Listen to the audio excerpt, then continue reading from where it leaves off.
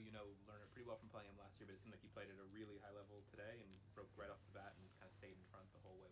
What did you see from Lerner, and what were you struggling with? Yeah, it's true. I mean, he played too good for me today. Could I do better? I mean, you can always do better if you lose with the scoreline I did. But I felt like, yeah, he had a match probably of his life or not. I mean, it doesn't matter. He had a good match, and I didn't manage to rival his level. And that's why basically I lost, and there is nothing to change anymore right now.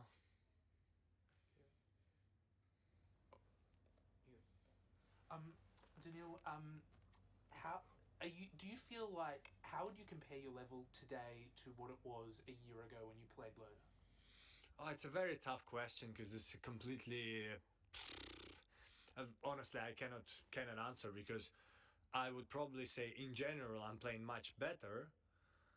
But if you compare the exact match, I don't know. I want to say I played better last year, but maybe I say this because of the scoreline. So don't have an answer, don't have an exact answer to your question. Sorry. Matt? How were your legs today after the 5 sets with Fabian? Did that play? You think that played any role in it? I don't think so. I mean, the match with Fabian was for sure intense, but it was not even 4 hours. I felt fine. Yeah, for me, it was not about the legs today. It was just about the tennis. So, in my opinion, that probably not physically. Physically, I was fine. I don't know. Where does this leave you, sort of confidence-wise, going ahead for the rest of the year? Obviously, really disappointing result, but a much better Grand Slam result than any time last year. Yeah, I think I should focus more on in general. If we take like last, maybe 8 tournaments, let's say starting from US Open, so I don't know if it's like 8, 9.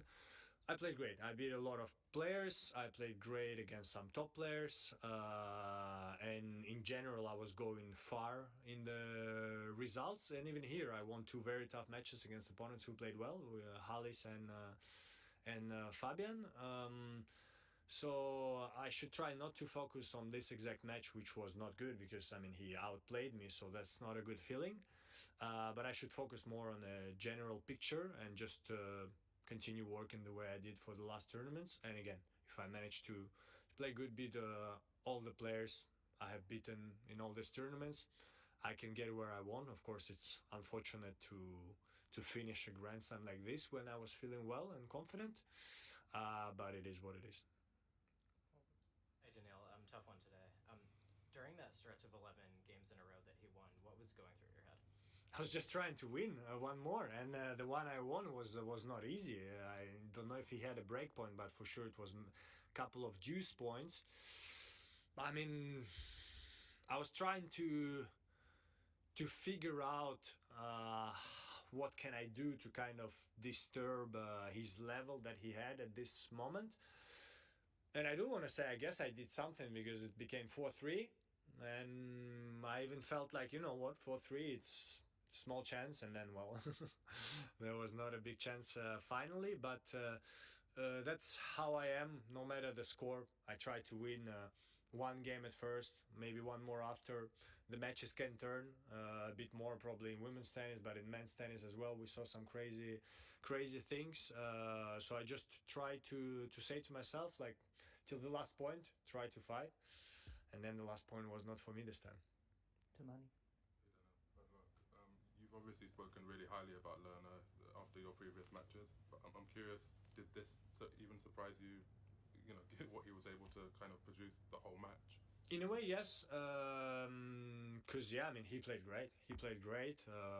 Super aggressive. Even when I was making good shots, he was making a better shot back. So didn't find many solutions today on the court, which is rare, and I didn't feel that many times in my life like this. But again, these things can happen. He had like unbelievable match where everything went in. It did happen to me as well a couple of times, and you even kind of feel sorry for your opponent because like, okay, I can go for tweener now and probably with the closed eyes and make it. It happens. I should have done maybe something a bit better to try to disturb this rhythm of his. So on not finding solutions. Late in the third set, you hit the underarm serve and then served right from the corner.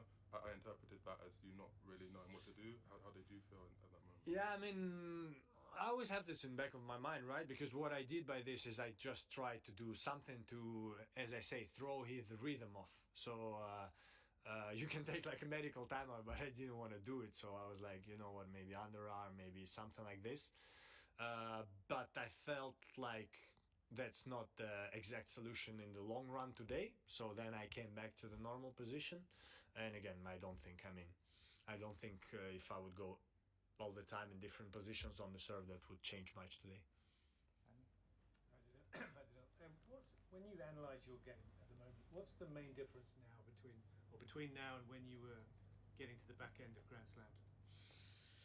Tough to say. I don't have an answer. Maybe the serve was a bit more precise, but here exactly during this Australian Open, meaning not 1 year ago, 2 years ago, I felt like it's not easy to serve for someone like me, meaning I never go like 220. So my strength is like I can kind of pop it, and I felt the balls heavy. And whenever it doesn't mean they're bad, because as I say, since some time I feel like they're improving throughout the tour, and so it's kind of normal to sometimes have heavy and sometimes have light balls, because that favors like all the tour. And here I feel like it didn't favor me, and so if you see all my matches, I was struggling on my serve even in the first round, and the kilometers per hour were lower than, for example, in Brisbane. And against someone like Learner today, that was not enough. So yeah, maybe the serve, but yeah, I don't know what else to say. Last one. Yeah. You might not have heard yet, but there's some news just recently in Jakub Mensik has had to pull out injured. Really? As someone who's done this many times before, how tough can that be on a player who has to pull out at this far along in the tournament? And what's your reaction as someone who's... And what happened, did he say? Like abdominal injury. Abdominal. Yeah, I mean, that's super unfortunate. These things happen. I mean, Rafa had to pull out what I think of to semi-final of Wimbledon. So even a bit more unfortunate, not the quarterfinal. Who was he supposed to play? Novak in fourth round. Yeah, unfortunate, because that would be a great match. I mean, he beat him in Miami, but these things happen, and the only thing, I saw him in the locker room, I had no idea. So the only thing I can say, it's unfortunate for him. He's a strong guy, super young, so he will have his chances more. Hopefully nothing too serious, and yeah, he's a great player, but unfortunate. An easy one for Djokovic. Yeah, I mean, it happens. As I say, you know, did it ever happen maybe in the final? But it could, you know, one time in the history it could, you never know. So it happens, you know. You can see it in both ways. From one way, of course, you know, you're pretty happy, okay, easy quarters, don't play the fourth round against a strong guy. This could throw your rhythm a bit off, because now Novak has like 3 days off before probably a strong opponent. I don't know who he has next. So it's okay, these things happen, and just have to roll on. Thank you, everyone. Thank you. Thank you.